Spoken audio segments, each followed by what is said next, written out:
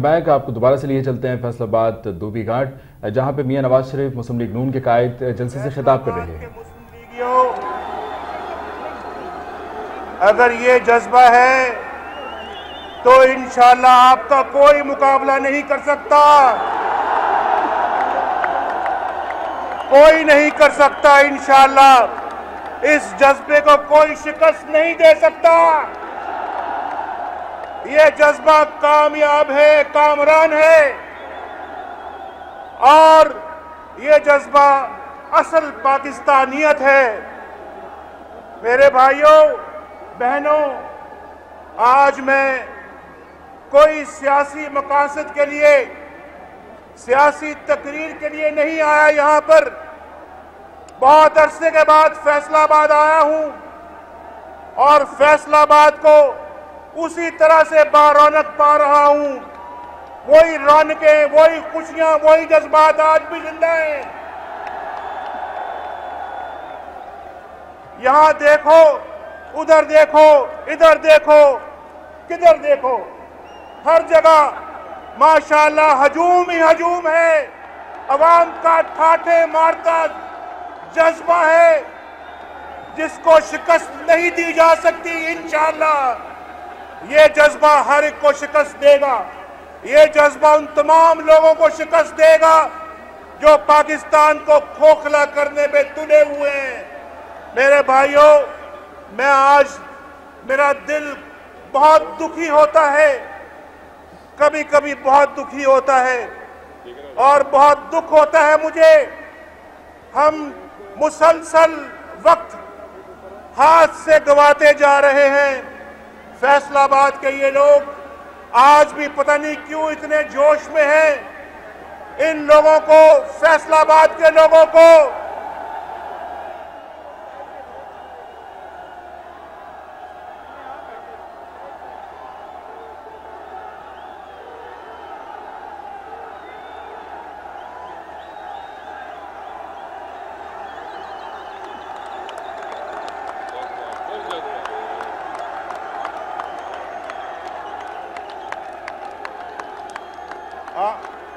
उनको भी, वो जो मकानों की छतों पे चढ़े हुए हैं, उनको भी मेरा सलाम।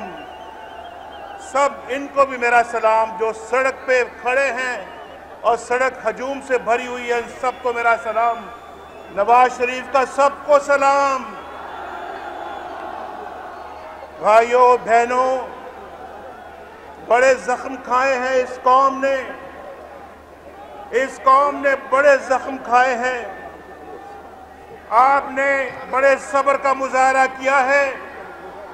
जो मैं आपको अभी कह रहा हूं कि फैसलाबाद के अवाम आज भी इतने पुरजोश हैं, जो रोज बेरोजगारी का जख्म खाते हैं, जो गुर्बत का जख्म खाते हैं, जो महंगाई का जख्म खाते हैं, जो अपने कारोबार में जख्म खाते हैं, मजदूर जख्म खाता है। फैसलाबाद लोड शेडिंग की वजह से बंद होता है, यहाँ की सनतें बंद हैं, यहाँ का कारोबार बंद है, मजदूर बेरोजगार है, उसके घर में चूल्हा नहीं जलता। बच्चे कहाँ से खाना खाएंगे, कहाँ से नन्हे मुन्ने बच्चे दूध पिएंगे, कहाँ से वो गुजारा करेंगे, कैसे स्कूल जाएंगे, कैसे अपना अस्पतालों में जाके इलाज करवाएंगे।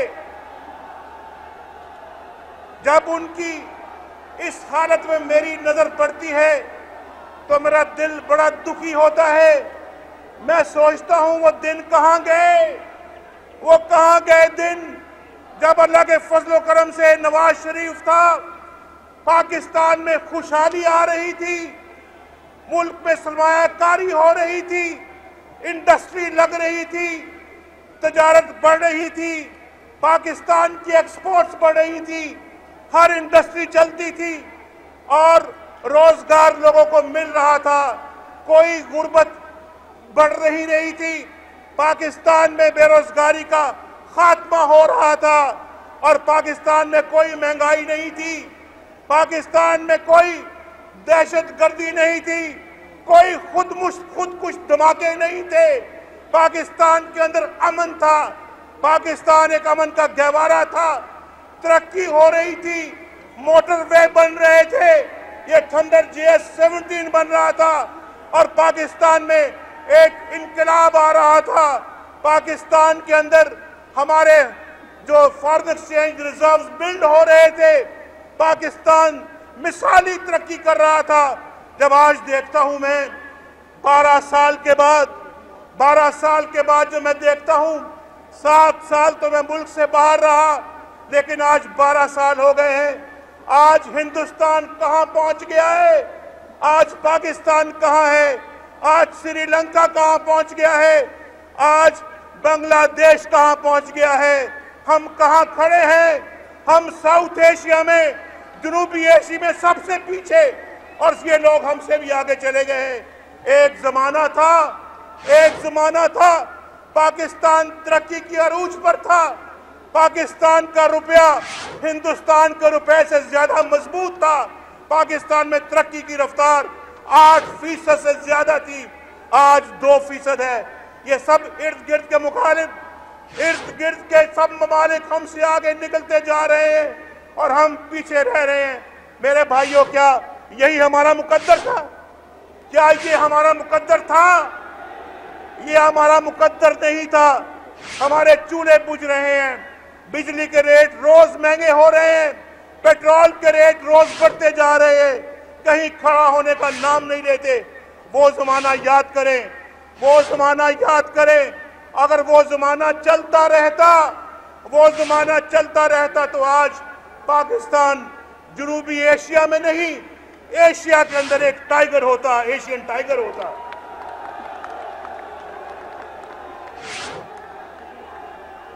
कितनी बदनसीबी है फैसलाबाद के दोस्तों, ये कितनी बदनसीबी है। मुल्क को कुर्बान कर दिया अपने जाती मफादात के लिए, और मुल्क को कुर्बान कर दिया और मुल्क को खा रहे हैं।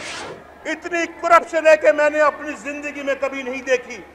और इतने ढीठ है ये वजीर, इतने ढीठ ये वजीर हैं, ये मशीर हैं कि जेबों से पैसा निकाल के सुप्रीम कोर्ट को देते हैं। उनके अपनी बेटियों के अकाउंट से पैसा वापस जाता है, लेकिन अपने वजारत के ओहदे पे विराजमान है, हिलने का नाम नहीं लेते, उतरने का नाम नहीं लेते, और वहीं पे लगे हुए हैं वजारतों में, और माल बना रहे हैं और पैसा बना रहे हैं। कितने दुख और कितने अफसोस की बात है या नहीं है?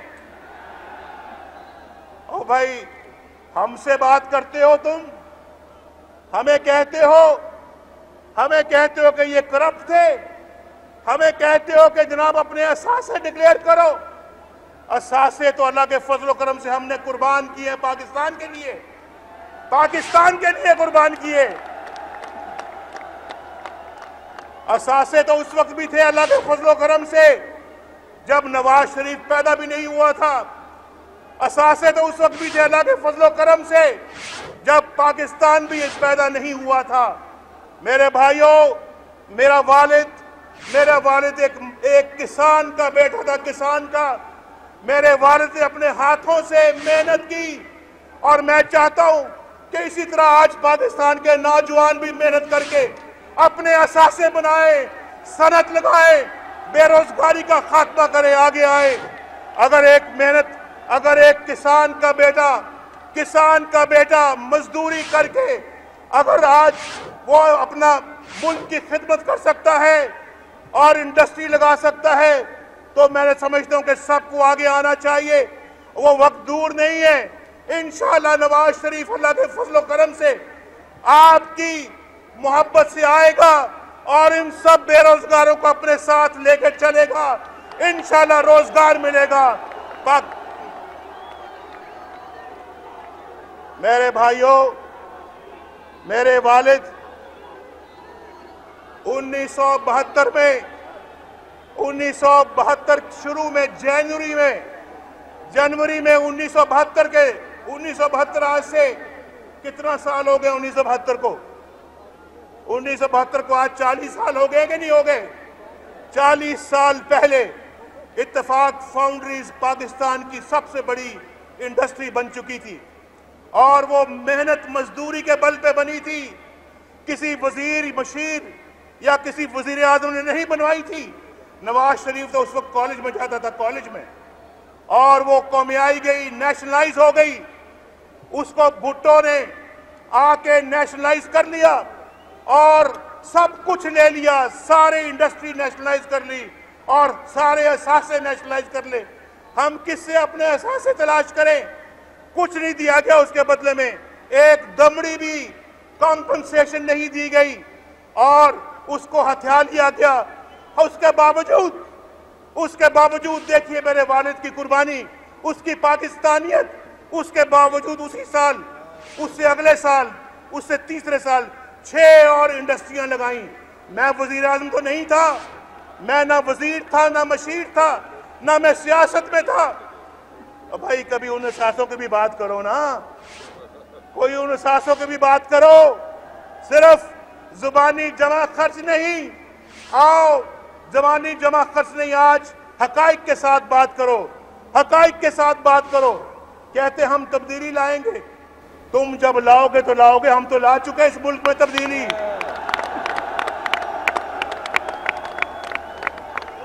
तुम पता नहीं कब लाओगे। और जब आप जानते हैं नवाज शरीफ जब पहली मर्तबा वजीर आजम बना, भाई मेरे पास तो एक मजदूर फैसलाबाद से लाहौर आया था, उसने धोती पहनी हुई थी, धोती पहनी हुई थी, सर पे पगड़ी रखी हुई थी, और मुझे कहता है नवाज शरीफ साहब, उस वक्त मेरी हुकूमत गुलाम इसहाक खान ने खत्म कर दी थी, कहने लगा नवाज शरीफ साहब आपका दौर तो बहुत अच्छा दौर था, बहुत अच्छा दौर था, मैं एक मजदूर हूं और मुझे उस जमाने में रोज लोग मुझे मजदूरी के लिए लेने आते थे, लेकिन मेरे पास वक्त नहीं होता था, मैं कहता था कि मैं बहुत मसरूफ हूं और आज मुझे मजदूरी नहीं मिलती। ये उसने मुझे आके कहा फैसलाबाद से। मैं आपको बताना चाहता हूं क्या तब्दीली थी। ये जो तब्दीली और स्टेटस को की बात होती है, स्टेटस को के खिलाफ तो नवाज शरीफ खड़ा हुआ था। जब नवाज शरीफ मुल्क में मोटरवे बना रहा था, जब नवाज शरीफ पाकिस्तान के इकोनॉमिक रिफॉर्म्स बना रहा था, जिसकी खुद हिंदुस्तान ने तारीफ की थी, हिंदुस्तान ने कहा था, नवाज शरीफ साहब, मुझे खुद हिंदुस्तान के वज़ीर आज़म ने यह बात कही, हिंदुस्तान के वज़ीर आज़म ने कहा नवाज शरीफ साहब हम आपके मुल्क में एक टीम भेजना चाहते हैं जो आके देखे कि आपने इतनी तरक्की की है। हिंदुस्तान के जो बिजनेसमैन है उनका भी हमारे ऊपर बहुत प्रेशर है, वो कहते हैं कि जनाब हम भी पाकिस्तान की तरह से यहाँ पे हमारी पॉलिसीज होनी चाहिए। मैंने कहा भेजिए, बिस्मिल्लाह भेजे पाकिस्तान में। और उन्होंने यहाँ मुझसे हिंदुस्तान का वज़ीर आज़म मुझे कह रहा है, और उसके बाद हम यहाँ पे मोटरवे बना रहे थे, हम यहाँ अल्लाह के फजल करम से ज़खायर बना रहे थे, हम डैम बना रहे थे, गाजी बरौता बना रहे थे। और आप जानते हैं कि ये जो JS-17, JS-17 जो हवाई जहाज है, जो फाइटर प्लेन है पाकिस्तान की एयरफोर्स के पास, थंडर JS-17, ये भी अल्लाह के फजल करम से नवाज शरीफ ने उस पर दस्तखत किए थे।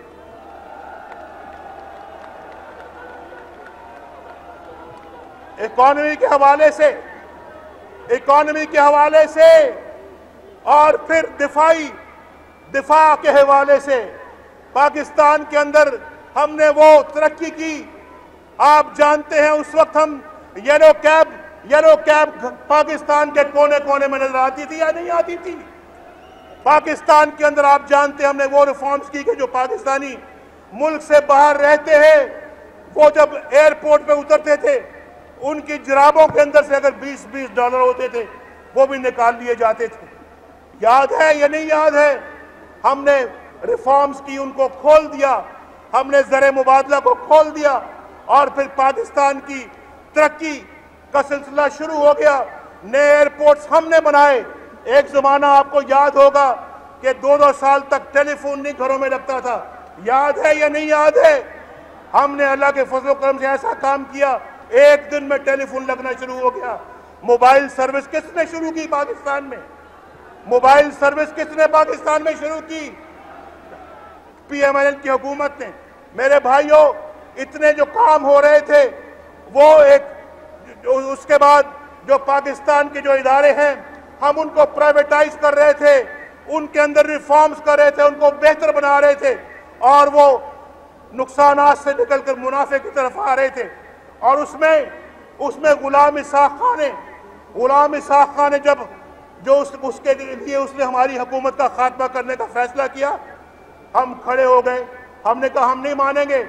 उसने हमारी हुकूमत तोड़ दी, असेंबली तोड़ दी, सुप्रीम कोर्ट ने हमें वापस लेके आए। हम खड़े हो गए, हमने कहा नहीं, हम नए इलेक्शन करवाएंगे। कभी पाकिस्तान की तारीख में ऐसा पहले कभी हुआ है? ये है तब्दीली। मेरे भाइयों, ये कहते हैं सबज पासपोर्ट की हम इज्जत करवाएंगे। सबज पासपोर्ट की इज्जत जब आप करवाएंगे तो करवाएंगे ना। हम तो सबज पासपोर्ट की इज्जत अल्लाह के फजल करम से करवा चुके हैं।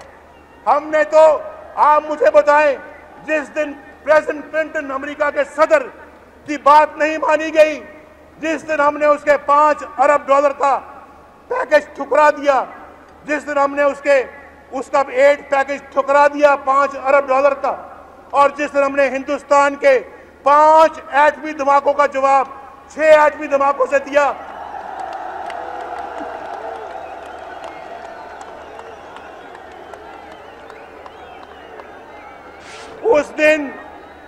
उस दिन किसकी इज्जत हुई थी?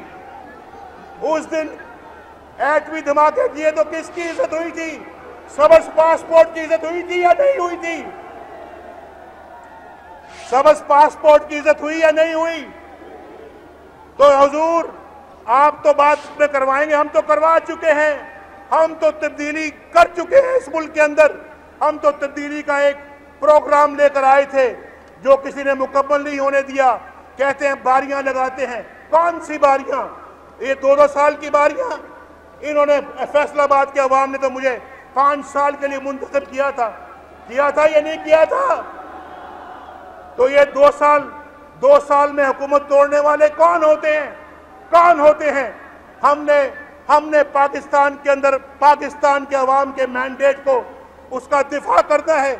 और आज भी जो खेल खेलते हैं एजेंसियों का, उनके खेल को हमने हमेशा के लिए बंद करना है। और हम अपना जो है पाकिस्तान के उस दिन जब सबज पासपोर्ट की इज्जत हुई थी तो पाकिस्तान के 17 करोड़ अवाम की इज्जत हुई थी या नहीं हुई थी? हजूर, आप तो अल्लाह के फजलो करम से जब बाहर जाते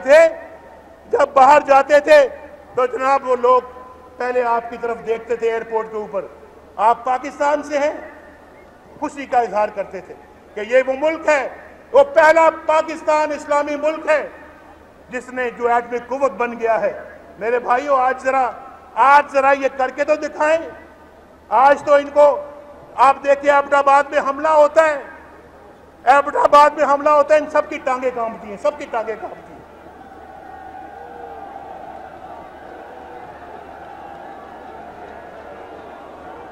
हैं। इन सबकी टांगे कांपती हैं।